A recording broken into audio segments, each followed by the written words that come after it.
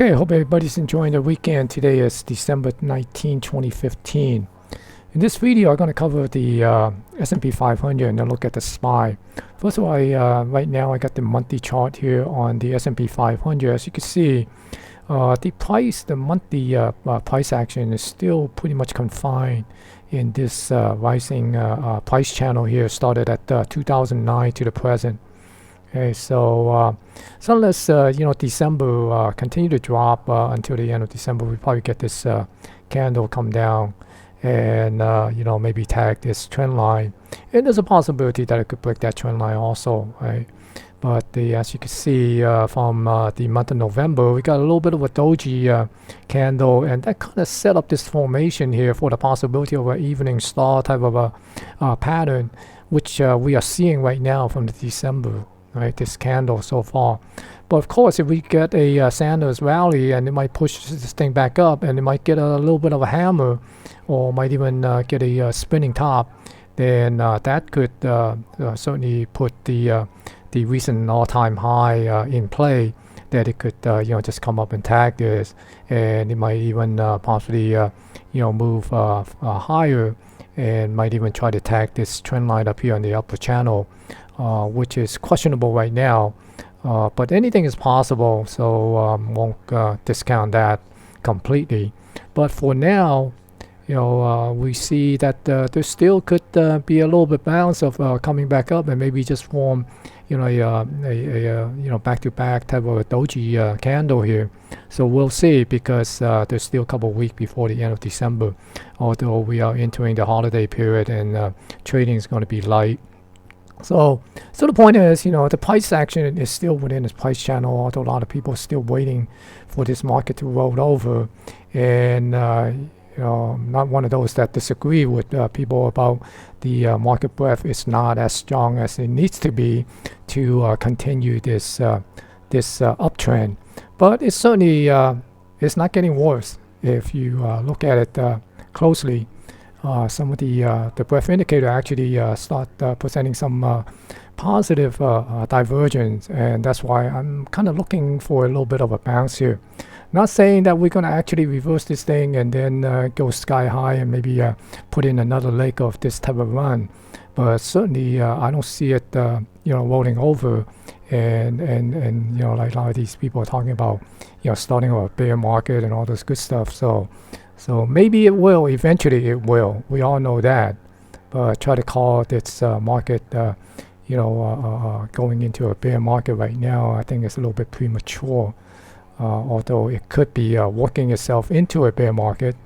But certainly looking at this chart, it doesn't look like it's entering in any kind of bear market phase yet. So anyway, but this is the monthly chart, and what I want to just highlight is, based on the price action, it's still pretty much in a rising trend here. And even on a weekly, if we go back and take a look at the weekly candle, we see a little bit of an inverted hammer, type of a doji hammer last week. Okay, and we got a solid red candle, various candle down previous week. But I think a lot of people felt that the week that just gone by seemed like the market really gave up a lot more than what it really did, right? Because if you look at it, the previous week, it closed at 2012.37, and Friday's close is 2005.55, right? I mean, that's about 7 point from week to week drop. We only lost 7 point, people, from previous week. But if you look at the high of the week, right? I mean, 2076.72 to the low. Like 1993.26. Yeah, that's a range of over 83 points. So if you bought it at the top here, yeah, you feel a lot of pain, 83 point pain. Okay, but if you look at it on a week-to-week basis, I mean, the S&P 500 only lost 7 points. Right? Yeah, there's a lot of volatility, from the past week, but certainly it's not like the sky is falling. Anything major drastically changed, except the Fed, might enter a phase of sort of playing monetary policy with their credibility instead of really conducting proper monetary policy. So anyway, that's another topic. But right now we're going to talk about the market here. So the S&P 500 didn't really do that bad, on a week-to-week basis. Okay, so right now, and if I'm kind of looking at this thing, essentially looking for this thing to bounce. Actually, we talk about, getting down here and test this September FOMC, intraday high here. Back in September, where a lot of people were expecting a rate hike, and they didn't get that.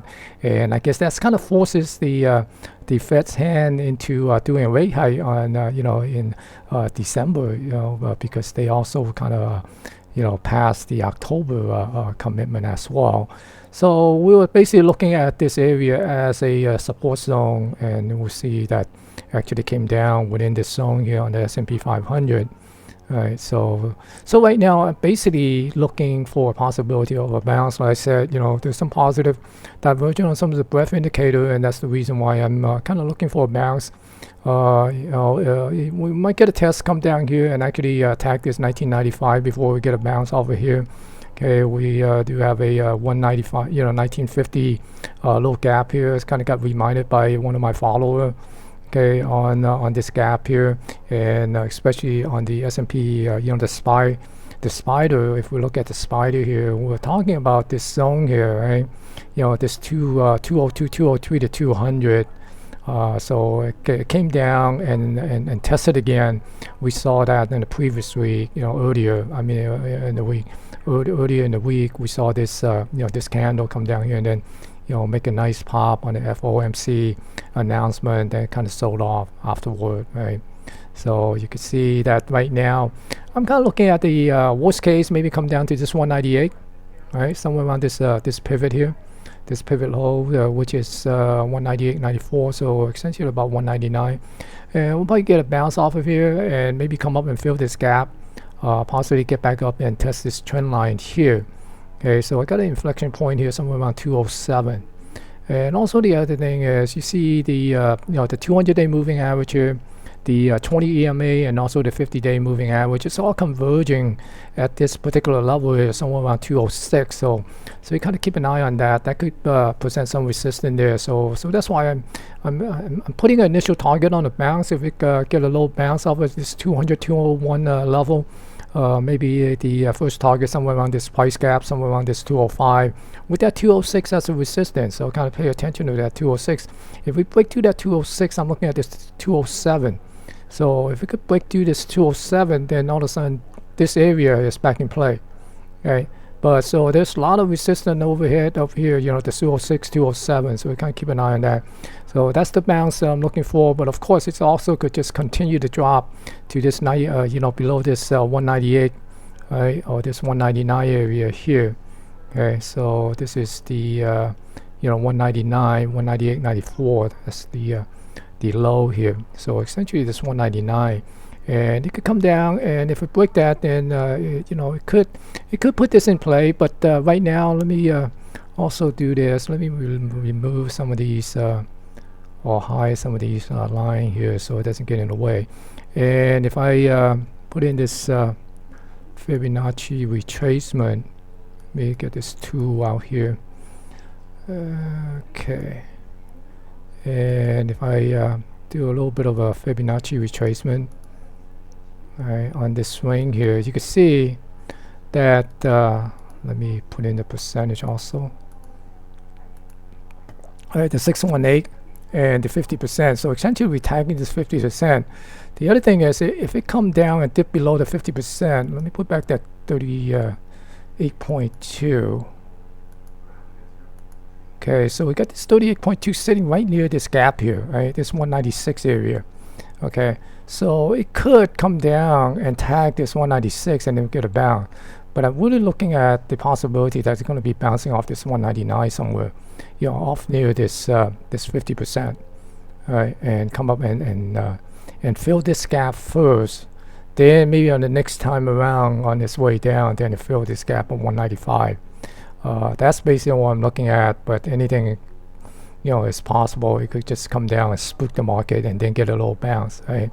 But I do expect a Santa rally to be coming soon, maybe in the next couple of days, because we only got 3 days before Christmas, right? I mean, Christmas Eve is on Thursday. Yep. So we only got 3 days to really get this market going back up to this 206, 205. So maybe Monday we get this bounce, because out of the after we got this quad witching day last week, probably people will start rebuild some of the position, and we establish the position for the end of the year window dressing. Okay, so good luck.